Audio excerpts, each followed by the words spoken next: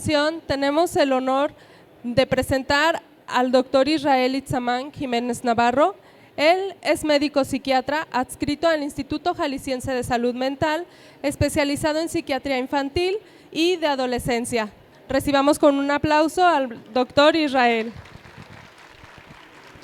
Primera vez que no me quitan tiempo. Bueno, ¿tenemos apuntador? No. Bueno, yo le voy dando.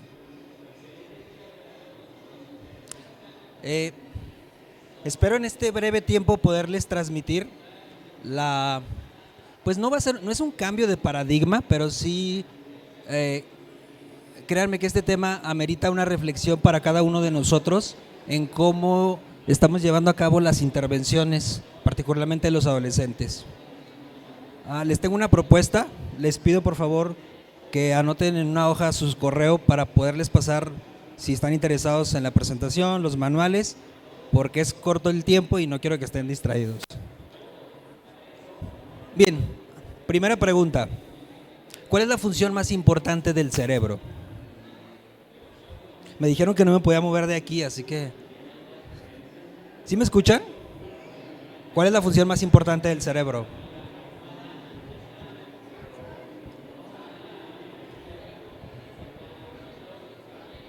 Pensar. Pensar. ¿Alguien más? Memorizar. Reaccionar a los estímulos que te rodean. Cerca. Predecir. Controlar el cuerpo. Predicciones. Coordinar. Predecir. Esa es la función más importante del cerebro. El cerebro siempre está buscando estimaciones, predicciones, en función de la información del pasado y lo que él estima en el futuro, aunque en realidad eso es algo metafórico porque siempre estamos en el presente. De hecho, parte de esta plática pues va enfocada a eso. ¿Hasta qué punto los adolescentes en este momento, ante tanta información, lo cual conlleva una escasez de atención, suelen llevar a cabo conductas o saltar a conclusiones mental, emocional o conductualmente que en lugar de mejorar o potenciar su desarrollo, los perjudican? Ahora, ¿para qué el cerebro busca predecir? Pues es una estrategia de supervivencia para sobrevivir. ¿Tenemos apuntador? Perdón,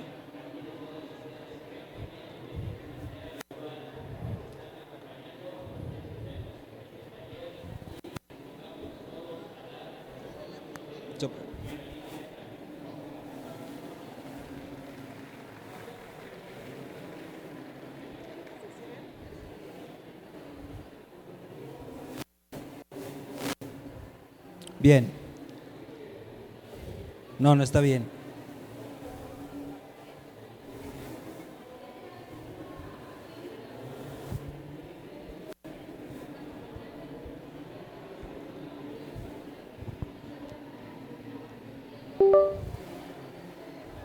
Listo.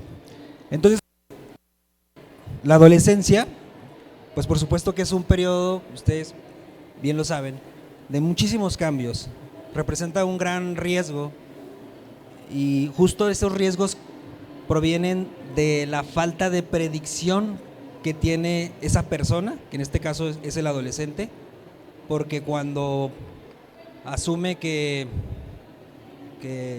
vamos a decir que tiene un peso, que tiene una imagen, realmente cambia toda su cuerpo,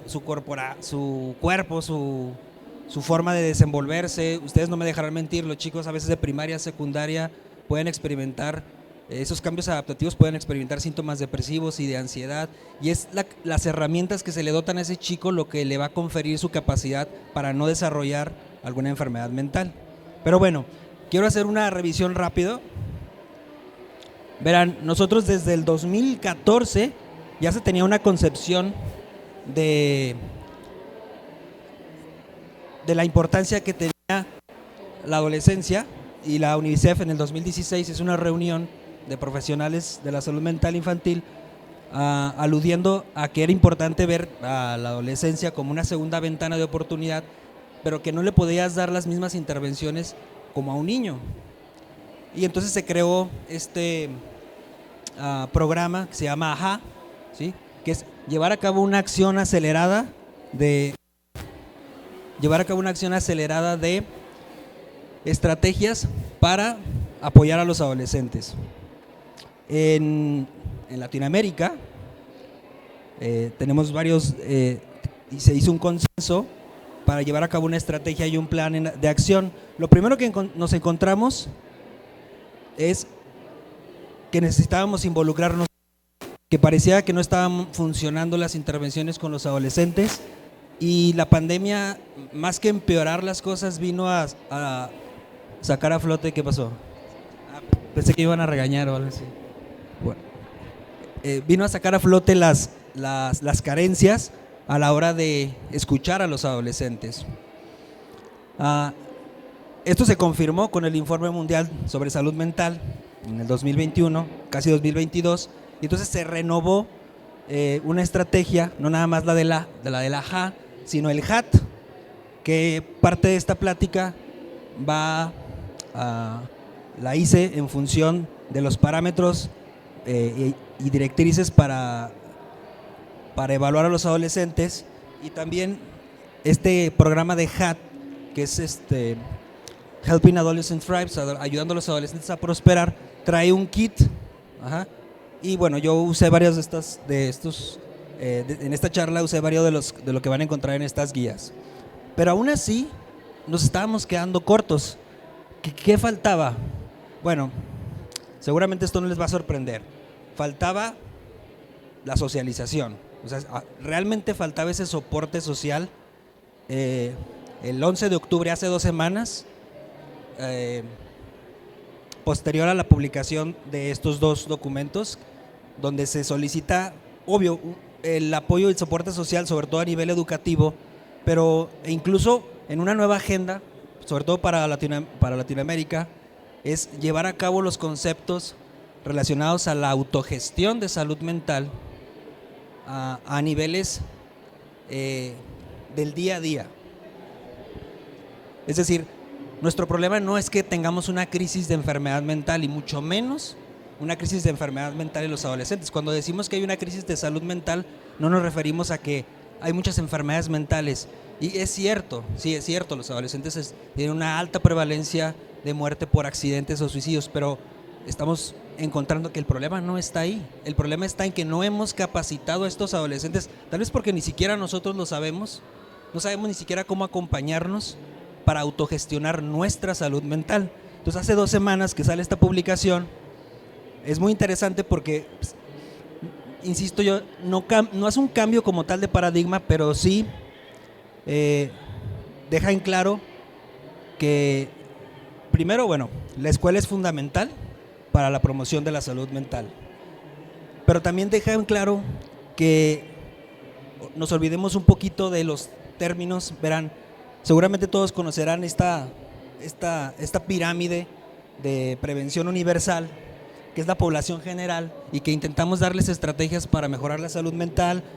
Y si tú ves algún chico que tiene algún síntomas depresivos o de ansiedad, pues haces un filtrado para prevenir, ¿no? Sobre todo si ya está manifestando síntomas depresivos, y ya cuando el chico deja de ir a clase o disfunciona, pues se convierte en un trastorno mental. Bueno, pero en esta nueva publicación se nos plantea lo siguiente: dejar de hablar un poco ya de esta parte de la enfermedad mental y empezar a hablar de cómo vivimos en el día a día. O sea, realmente cuestiones, ahorita lo vamos a ver, de cuál es no me gusta mucho esa palabra, pero cuál es mi mindset, cuál es mi estado mental, emocional, conductual con el que yo me planteo. Algo muy sencillo. ¿Cuántas veces sonrieron hoy? Pues que es real. O sea, la postura, ¿sí? La forma en la que una emoción, la forma en la que puede generar cambios alrededor, pero también modifica la forma en la que yo percibo el ambiente. Es decir, qué tan rígido, ¿sí?, mentalmente me planto yo frente a los adolescentes, los cuales tienen justo un proceso de transición donde lo que menos tienen son regulación emocional, y yo tendría que mostrarles de una manera operativa, ¿sí? Como vamos a decirlo así, con el ejemplo. Pero bueno, déjenme ir avanzando. Entonces, lo que quiero decirles en esta primera parte es que en ocasiones damos por hecho que las nuevas generaciones entienden ciertos conceptos o contextos. Y debo decirles que una de las principales dificultades en la actualidad de los adolescentes, les decía, es que hay demasiada información, pero sobre todo que hay muchas cosas que ni siquiera ellos lo saben, pero ya se han normalizado y que al futuro pues pueden representarles problemas a la hora de verse al espejo y contestarse quiénes son, qué ven frente al espejo, hacia dónde van, qué quieren ser. Y les pongo un ejemplo muy sencillo.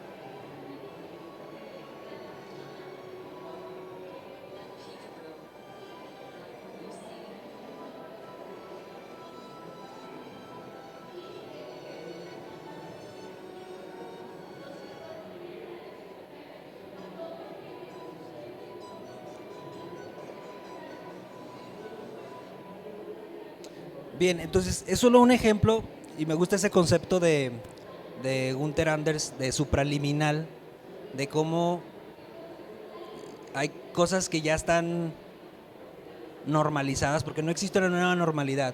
O sea, ya normalizamos muchos aspectos de la violencia, etcétera. Y sobre todo, que ya hemos normalizado el querer una solución específica para todo. Pongo un ejemplo muy claro y quiero ser muy cauteloso. No es que esté en contra del acoso escolar, por ejemplo, pero en ocasiones uno puede ver que, no sé, el papá está demandando al maestro y están allá a nivel judicial y los que se pelearon ya andan otra vez de amigos. Y entonces uno se preguntaría, oigan, ¿dónde está la violencia realmente? Digo, no estoy diciendo que no hay que intervenir en los chicos, pero hay que intervenir, pero ¿por qué a veces se interviene en derechos humanos, en la secretariado técnico, se le corre al maestro, o es como si nos hubiéramos mercantilizado individualmente, como si los protocolos fueran muy específicos y quisiéramos todo bueno, bonito, barato, rápido y eficaz, y no funciona así. De hecho, ese es el principal problema que tenemos ahorita. Les decía, el mundo va muy rápido y el cómo van transitando los adolescentes pues está generando un problema.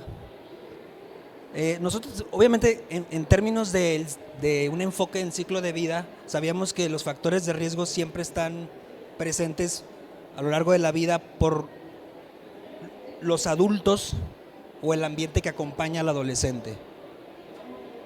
O sea, hoy sabemos que las experiencias traumáticas en la infancia son el principal evento en la infancia que se correlaciona a presentar básicamente 3 problemas: violencia, consumo de sustancias o alguna otra enfermedad mental. Hoy sabremos que si una persona experimentó en su infancia, antes de los 18 años, abuso sexual, es muy probable que alrededor de esa experiencia haya una persona que tenga un problema por consumo de sustancias, particularmente el alcohol, y que haya violencia física. Entonces empezamos a unir estos eslabones, pero digamos, esta es una forma, un enfoque donde, como lo dice aquí, de prevención de riesgos, de factores de riesgos. Y como veíamos en el video, no sé ustedes qué piensan, si tenemos oportunidad me gustaría escuchar su opinión, pero la batalla en cierta forma está, no sé si la palabra correcta es decir está perdida, porque no sé si ustedes sepan, voy a poner un ejemplo, como el alcohol. O sea, la droga más peligrosa del mundo es el alcohol, ¿sí? Es la que más mata personas, la que más nos cuesta dinero. De hecho, pues por eso se legalizó, ¿no? Porque ya no podíamos controlarlo. Y yo a veces pienso, imagínense Al Capone, que perdió amigos y traficó con whisky, que ahora entrara a una tienda departamental y viera que se vende el whisky al lado de un dulce. Piénsenlo un poquito. O sea, cuando entra un chico en una tienda, ¿qué es lo primero que ve?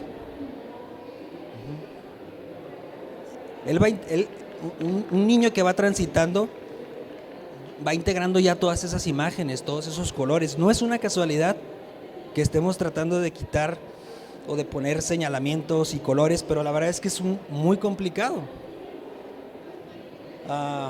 Otro ejemplo: ningún niño menor de 2 años está prohibido que manipule un touch. No puede, porque va a alterar cuestiones de coordinación, de motriz fina, que son muy importantes. Es más, un adulto ahorita que nada más lee la tablet y escribe en la computadora, cuidado, porque hoy sabemos que es importantísimo que escribas, ¿sí? No nada más que lleves un diario, pero escribe lo que sea, haz resúmenes. Bueno, pero es muy tentador, yo he visto en los restaurantes, ¿no? Bien, entonces, entrando al concepto de adolescencia, ¿cuál es el grupo de edad de la adolescencia?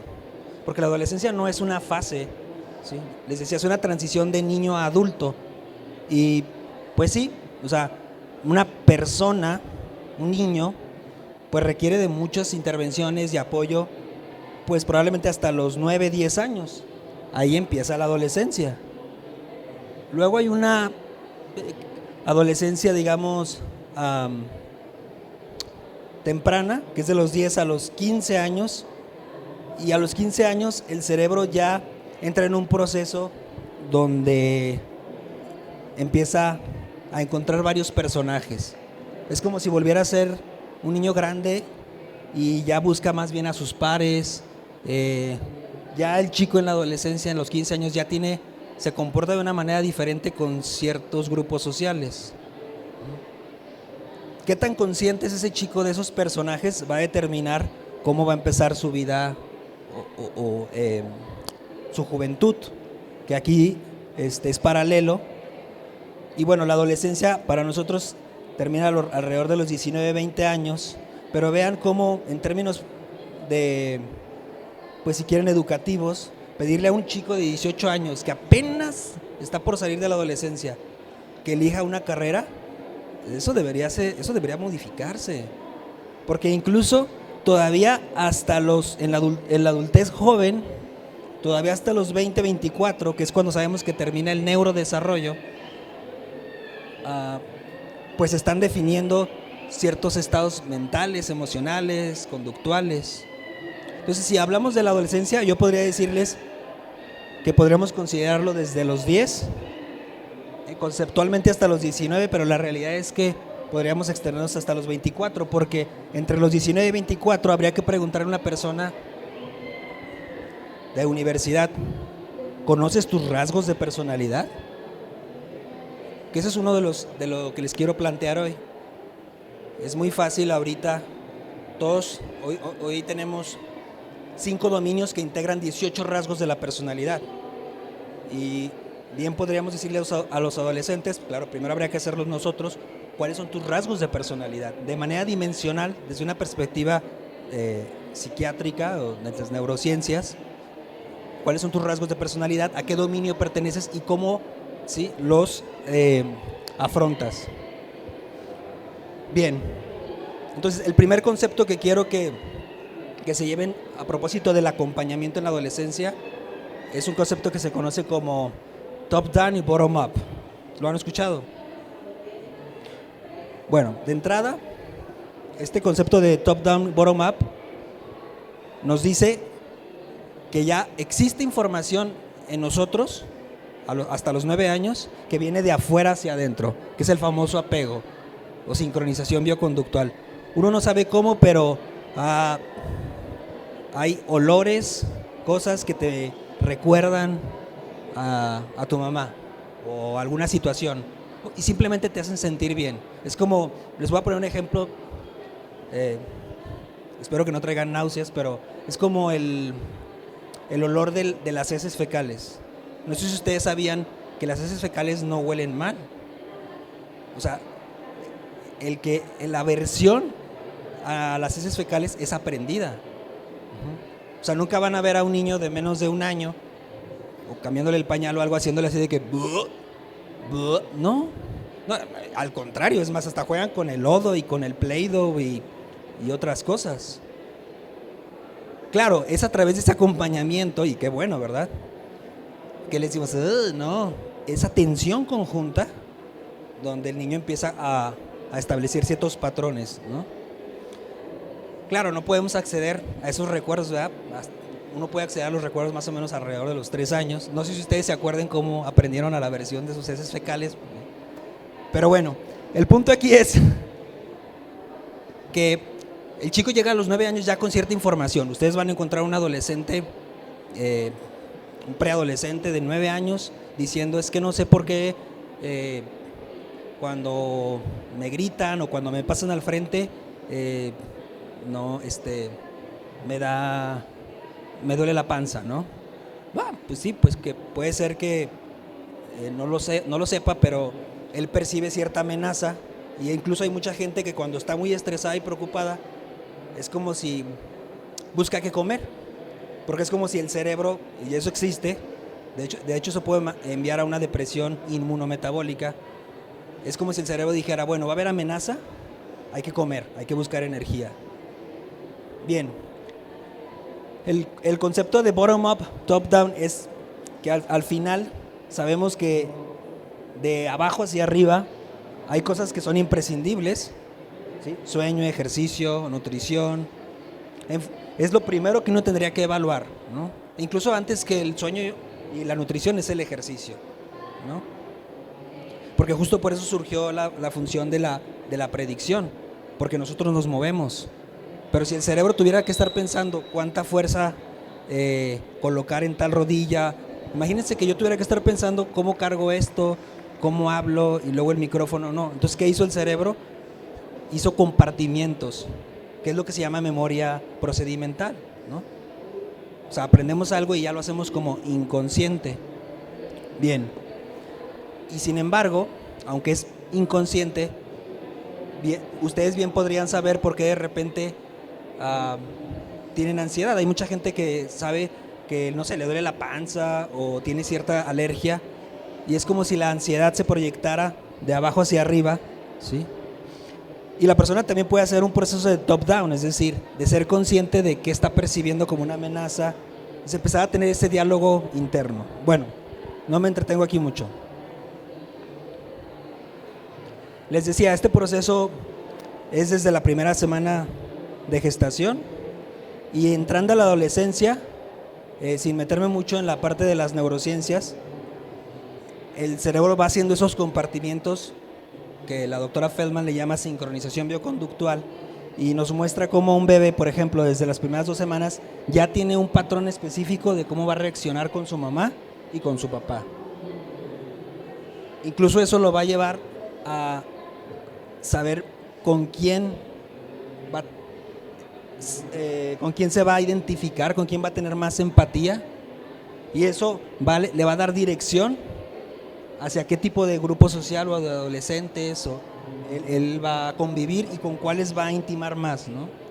Porque va a llevar a cabo ciertas conductas y estrategias. Ok, todo esto, ¿por qué se los explico?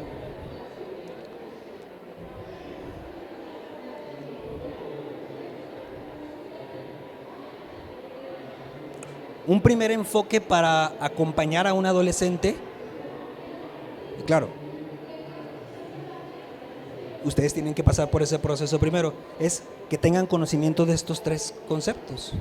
O sea, que sepan muy bien, ¿sí?, cómo mi cuerpo, vamos a decirlo así, me manda señales, ¿sí? ¿Qué hago yo respecto a cuando tengo colitis o, no sé, tengo una sensación de ansiedad? ¿Cómo empiezo yo a regularlo hacia abajo? Porque si dejo que esto fluya hacia arriba, pues va a provocar una crisis de pánico, ¿no? Y mucha gente o muchos adolescentes pueden decirlo, pues es que yo estaba bien, de repente me faltó el aire, me mareé, no vi bien, etcétera. Y después plantearles a los chicos cómo este tipo de funciones muy físicas, muy específicas, les generan ciertos estados emocionales, ciertos personajes. ¿Les sorprendería? Por ejemplo, yo soy terapeuta de esquemas y entonces es frecuente que a los adolescentes les diga, por ejemplo, alguien que rumia mucho, ¿no? Que piensa mucho y se preocupa y catastrofiza, y le digo, mira, después de que hay un rapport, le digo, o sea, así es como tú me dices que tu mamá te trata o tu papá, o sea, que son muy preocupones, que te exigen mucho. Y pues sí. Digo, ahí estás usando el modo, vamos a poner, de tu papá Juan. Ya el simple hecho de que él identifique, no es que haya sido su papá Juan el que o su mamá Juana la que le enseñó ese proceso de rumiación, pero ya el hecho de que él identifique, que le ponga un nombre a ese modo mental, a ese personaje, ya ayuda. E incluso te da la oportunidad de decir, bueno, es que yo no quiero ser así, y soy así porque XX cosa me da miedo, etcétera. Es decir, empezar a ponerle nombre a nuestros estados emocionales y conductuales ayuda bastante. Ya en un proceso más adelante, tú lo puedes conectar con los rasgos de personalidad. Miren, estos son los 5 dominios en los cuales, ahorita vamos a verlo, se pueden compactar los 18 rasgos de personalidad.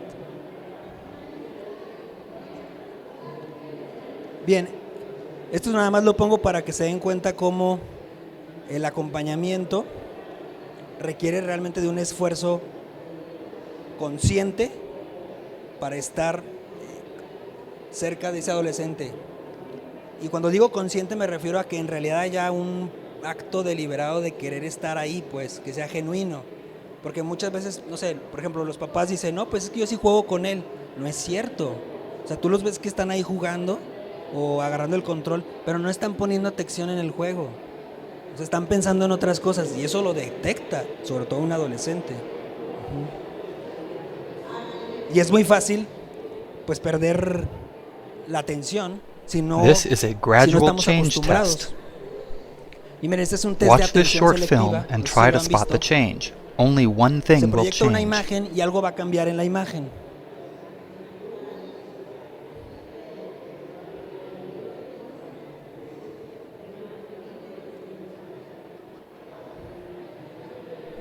Did you see it? ¿Sí vieron que cambió? ¿Alguien que haya visto? Few people notice it, even though it happened in plain sight. Vamos Here's a ver what qué fue lo que changed. cambió.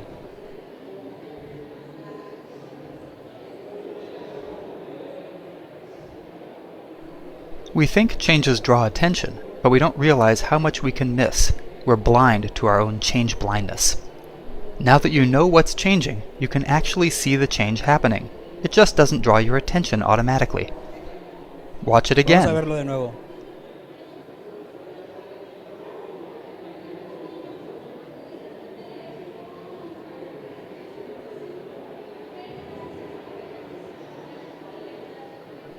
Our ¿Sí lo overconfidence. vieron, no? Entonces, es un ejemplo muy reduccionista, si ustedes quieren, para decirles, los ojos no pueden ver lo que la mente no se puede representar. O sea, si yo no me puedo ver y representar en un modo de cuando me sentí rechazado, abusado, vulnerable, difícilmente voy a poder simpatizar con el adolescente, porque primero tengo que visibilizarlo yo. Y ojo, porque este ha sido uno de los problemas, que en ocasiones uno tiene las mejores intenciones de ayudarles a los adolescentes, pero como que no somos genuinos, como que en realidad nos da miedo, y incluso uno puede caer en la banalidad de ser demasiado artificial, y eso lo detectan los adolescentes. Si hay algo que los adolescentes puedan odiar, es alguien que intenta, que está demasiado producido, demasiado artificial. Por ejemplo, yo soy psiquiatra infantil y hay personas que me dicen, entonces tú juegas con los niños. Sí. ¿Y te disfrazas? No, eso lo hacen los pediatras. ¿Pero tú por qué no? No, porque, o sea, yo no veo al niño como un adulto chiquito, yo respeto su estado mental. O sea, no me voy a sentir mal si me pongo en el suelo y me pongo a jugar con él y demás, pero pues no voy a hablarle así de que, hola amiguito, pues no, porque el niño me va a rechazar. El niño es consciente de eso, un adolescente todavía más. Entonces, les decía entonces que simplemente con explicarles a los chicos los conceptos de top-down, bottom-up y el cómo esto podría ayudarles a empezarles a poner nombre a sus estados mentales, emocionales y conductuales, y por último, que pudieran entender por qué existen esos personajes, esas facetas o esos rasgos en su personalidad. ¿Por qué no? Podríamos explicarles que uno cuando es persona, nace, pues no te acuerdas, mamá, ¿sí?, te da los primeros, como lo vimos, la primera sincronización bioconductual, y a partir de ahí se establecen dos elementos para cada eslabón de la personalidad. Entonces, en la adolescencia esta es la más importante, porque el chico empieza a buscar, a verse al espejo, a buscar cierta identidad, y en función de eso pues va buscando tomar decisiones. Claro que en ocasiones ustedes se podrán dar cuenta que hay chicos que forzosamente quieren pues saltar a conclusiones rápido y quieren ser los más delgados, los más fuertes, los más blancos, los más ricos, el que traiga los mejores tenis, los más rápidos, e incluso eso los puede llevar a que tomen conductas, ¿sí?, de dirección que sean de riesgo para ellos. Al final, les digo, podríamos incluso explicarles a los adolescentes cómo todas estas facetas o rasgos están guiados por rasgos de nuestra personalidad, que ahorita les voy a mostrar el cuestionario. Y ahí están los 5 dominios. Les pongo un ejemplo que me sucede mucho con los papás. Papá puede ser muy buena onda, muy impulsivo, muy inquieto, a veces raya en lo irresponsable, y mamá está a veces en el otro extremo, es demasiado rígida, demasiado perfeccionista, y no es raro que mamá me diga algo así como, es que parece que tengo 2 hijos, o sea, mi esposo no me ayuda, ¿no? Y no es raro que el esposo diga, ay, pero es que ella también se pasa, o sea, hasta porque no se fajan. Entonces ahí podríamos ver, de verdad hay una sincronía entre estos rasgos de personalidad. Si nos da tiempo, igual les muestro un ejemplo de cómo se van coordinando.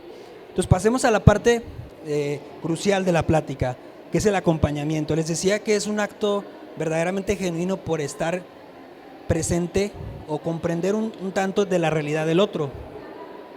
Esta es de la publicación de hace 2 semanas, de la AHA 2023, y algo interesante en esta nueva publicación es que, les decía, se olvida un tanto de lo de prevención de riesgos incluso hasta de la gestión de riesgos, y se enfoca más en cómo podemos generar ambientes, cómo nosotros, que esa sería la clave aquí, podemos estar mental, emocional y conductualmente estables.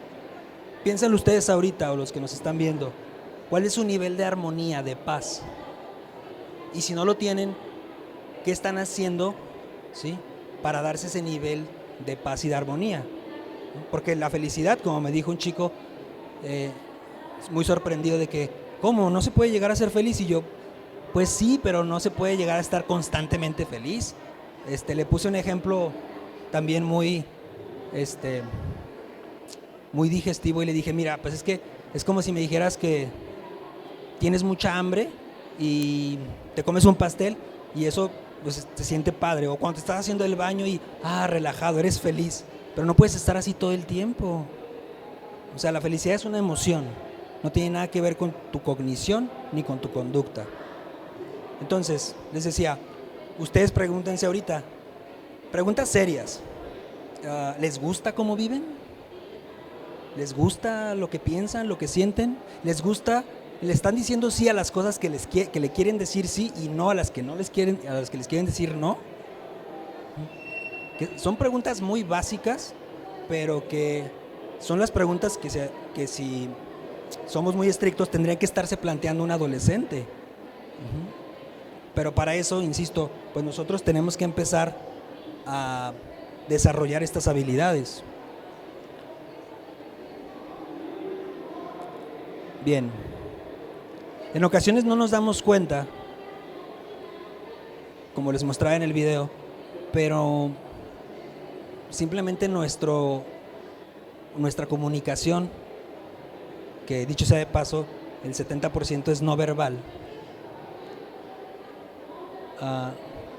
genera un impacto en los niños y adolescentes. Y les decía, nosotros tendríamos que preguntarnos qué tanto nuestras creencias, nuestros pensamientos rigen nuestras conductas y qué tanto podrían estar afectando a los adolescentes.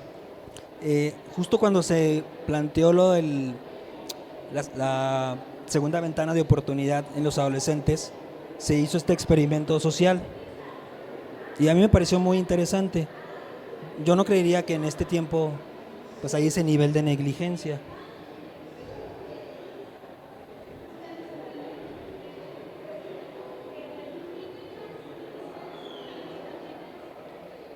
Video que no se ve, así que no lo vamos a saltar. Bien, entonces, les decía, no es que yo me convierta en tal vez en un consejero, pero habría que capacitarse. No es que yo me convierta en un psicólogo, ni mucho menos. No es ni siquiera que el chico tenga que estar bien y sentarme ahí como para que esté mejor. No. Lo que se plantea, y sé que es un tanto subjetivo y cualitativo, pero es importante, es que realmente partamos desde el bienestar. Que realmente logremos, voy a poner un ejemplo muy burdo, pero no sé, hay un chico que perdió a su papá y yo pues honestamente le dije, mira, yo nunca he perdido a alguien tan importante en mi vida. Lo más cercano es a una perrita Rottweiler y pues yo me sentía así y así. Alguien podría decir de que no me friegues, ¿cómo comparas un animal con tu...? No, le sorprendería que para el chico no fue una ofensa, al contrario. O sea, él realmente estaba conectado con, ok, sí, algo así me siento. O sea, a él no le importaba tanto esa como moralidad de decir, pues mi papá es más importante que un perro. O sea, imagínense, en ocasiones a veces yo creo que tienen más inteligencia emocional los adolescentes cuando dicen, bueno, aquí lo importante es que él me está tratando de compartir lo que conoce de la pérdida. Y tal vez esa sea la ventana para mí de explicarle, no que su perrito no valga, sino que qué más siento yo. Entonces, a eso nos referimos, a que realmente uno pueda llegar a estar acompañando cerca del adolescente y ser genuino. Pero para eso, insisto, debemos desarrollar nosotros mismos estas habilidades de autorregulación. de metacognición, o mejor dicho, de regularnos estados emocionales a partir, ¿sí?, de un proceso de top-down. Ejemplo muy concreto. Y lo digo con responsabilidad. Yo todavía no concibo como un adulto, insisto, entiendo que hay límites, pero como un adulto se molesta tanto y le grita a un adolescente de que eso es una falta de respeto, de que pues sí, pues, pero no sé, siento que la agresión, la violencia, el descomponerte tú, tendría que ser el último recurso que tú utilizas. Yo a veces les pongo el ejemplo de, mira, le dije a un papá, es que cuando tú gritas, aunque tengas toda la justificación, pareces un chihuahua. Ajá. O sea, nomás das y se pierde, das tanta información que ya nadie te pela, ¿no? O sea, estresas. Y a veces un adolescente lo que necesita es que tu papá sea como un tipo, no sé, o tu mamá un Rottweiler, un Pitbull que te voltee a ver y te puede ser nada más un incentivo vocal de eso duele mucho, ¿no? Eso duele más, ¿no? Uh-huh. Pero para poder usar estos personajes, este lenguaje, esta cara, uno tiene que ser consciente. No sé ustedes qué tan conscientes son de cuál es su lenguaje corporal cuando están con una persona. A veces no es tan fácil porque hay personas, o tu pareja o amigos, que te dicen, ¿qué tienes? Nada, pero sí tienes algo.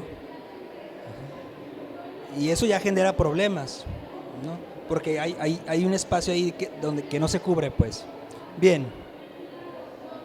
Entonces me voy a ir un poquito más rápido. ¿Qué buscamos en el acompañamiento? Les decía, ayudarle a la persona a que distinga al adolescente estos tres pilares, ¿sí?, de la salud mental, que es algo muy de neurociencias, que es top-down, bottom-up. Una parte muy psicológica que tiene que ver con reconocer mis estados emocionales, mentales, ponerle un nombre en cadena a ese pensamiento, a esa emoción y esta conducta, ¿sí? Y por último, algo más clinimétrico, que es que él pueda ponerle, si no le alcanza a poner un nombre, que identifique un rasgo. ¿Cómo hacemos esto? Pues a través del proceso de la metacognición. Les decía que ahorita la metacognición es algo nuevo, pero ahorita no lo estamos utilizando, al menos desde el enfoque del acompañamiento de los adolescentes o de la psiquiatría infantil, para el aprendizaje, no, sino es más bien para regular nuestras emociones, ¿sí?, nuestras conductas. Cada vez van a escuchar más este concepto de regulación flexible de las emociones, ¿no? Y aquí de lo que se trata es que uno pueda identificar por qué siempre estoy pensando lo que estoy pensando, y qué tanto eso podría ser un error cognitivo, ¿sí?, una percepción distorsionada de la realidad, y qué tanto eso me genera una disregulación emocional. En las guías que les comentaba se dan las primeras introducciones para abordar a los adolescentes con estas herramientas. La idea es que el adolescente sea consciente de que va a haber un desencadenamiento, ¿sí?, fisiológico, de top-down, bottom-up, y que independientemente del evento adverso, ¿sí?, él puede llevar a cabo, si empieza a ponerle nombre a lo que acabo de mencionar, para generar conductas más adaptativas.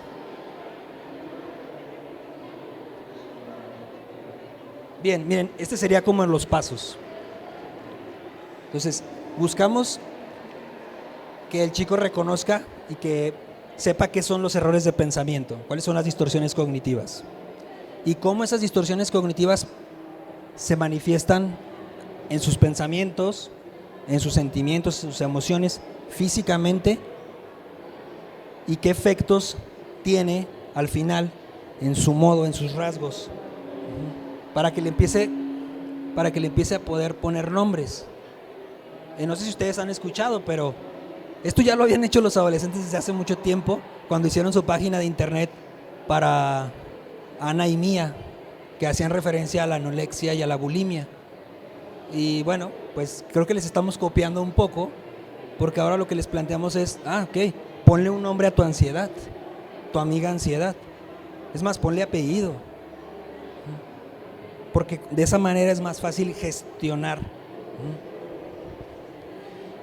Y por último, ¿cuáles son las estrategias? ¿Qué ventajas o desventajas te da ese modo, ese personaje? ¿Y qué estrategias estás estableciendo para abordarlo? Y miren, una primera estrategia les diría yo, que es en términos de bottom up y top down, que es eliminar la percepción de amenaza. Es decir, bueno, por cuestiones de tiempo no lo voy a hacer, pero vean, este reloj dura 1 minuto. Si tan solo le pides a tu adolescente que respire y expire 3 segundos, es una respiración la típica, solo en 1 minuto, eso ya es una estrategia de top down, ¿sí? Pero que él sepa que es para regular lo fisiológico. Incluso te puedes poner más retos,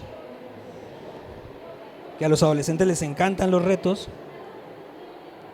y pedirle que respire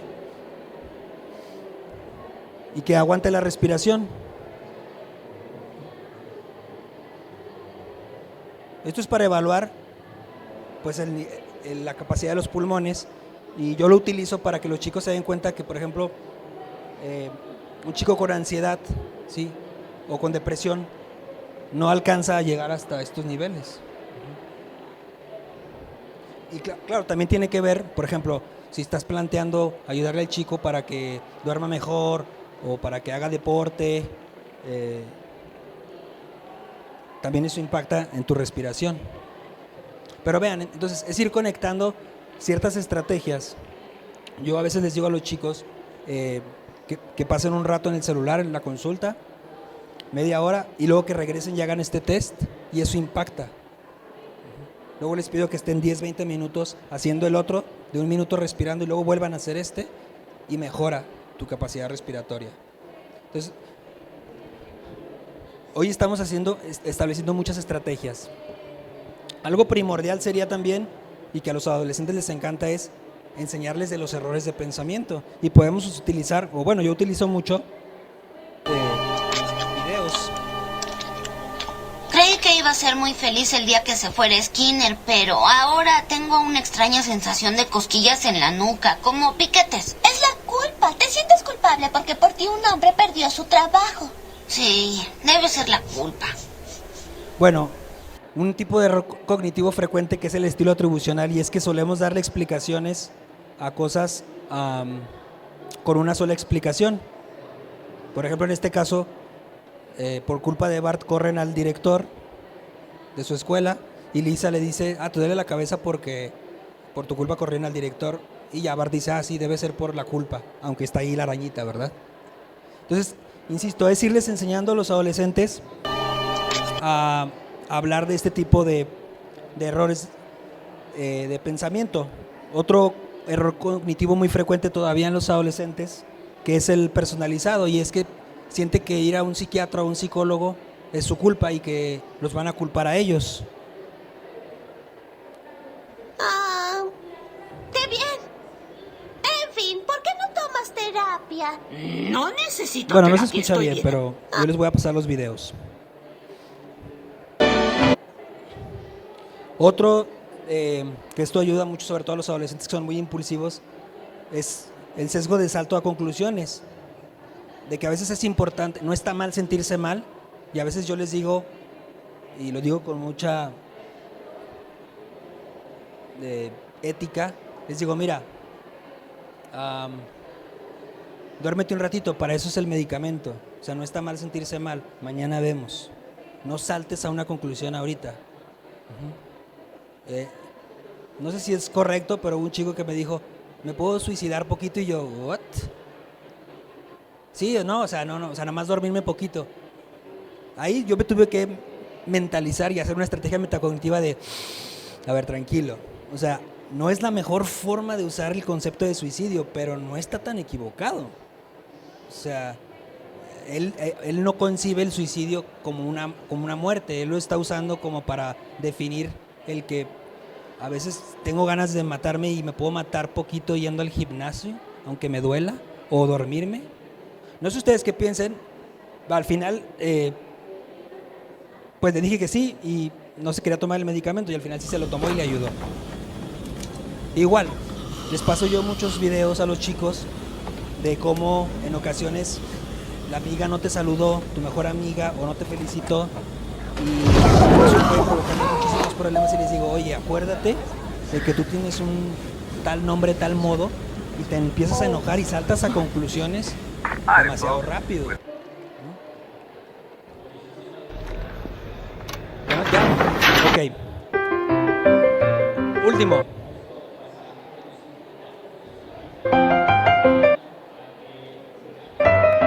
Clearly, somebody in this room murdered Lord Smythe, who, at precisely 3:34 this afternoon, was brutally bludgeoned to death with a blunt instrument. I want each of you to tell me your whereabouts at precisely the time that this dastardly deed took place.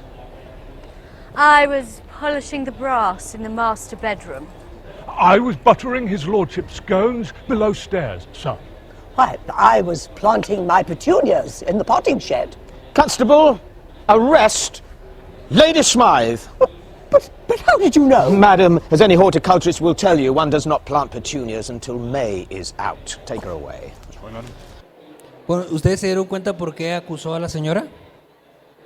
En realidad, eso no es lo importante. It's just a matter of Tenemos observation. Les digo a los chicos, tenemos tanta confianza en lo que vamos a hacer que perdemos de vista muchísimas otras cosas.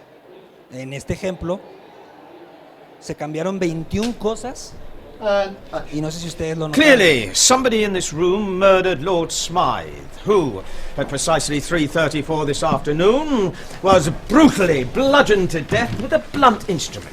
I want each of you to tell me your whereabouts at precisely the time that this dastardly deed took place. I was polishing the brass in the master bedroom. I was buttering his lordship's scones below stairs, sir. Why, I was planting my petunias in the potting shed.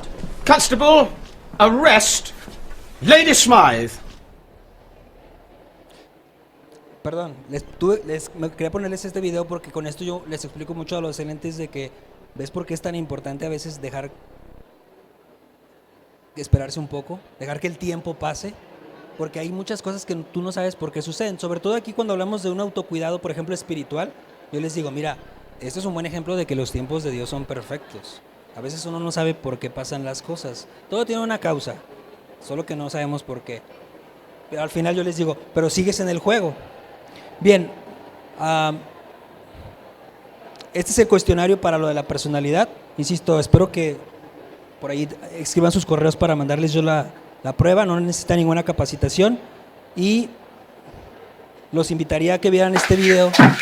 Bueno, cerramos. ¿Está bien? How do I tell them the truth? How do I admit that I'm satisfied with my life? That I'm 30 years deep into a career I regret, and the thought of living with my decisions keeps me up at night. I feel trapped and don't see a way out.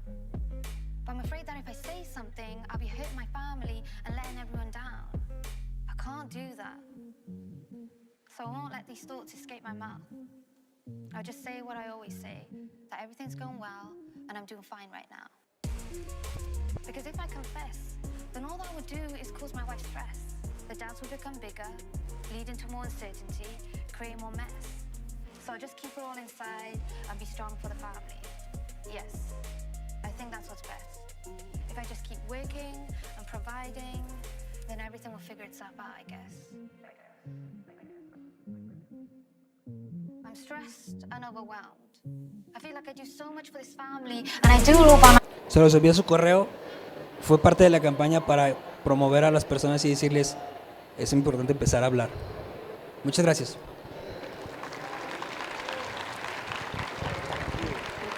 Agradecemos infinitamente al doctor Israel Itzamán y hacemos entrega de un reconocimiento por su ardua labor y el conocimiento que nos deja el día de hoy.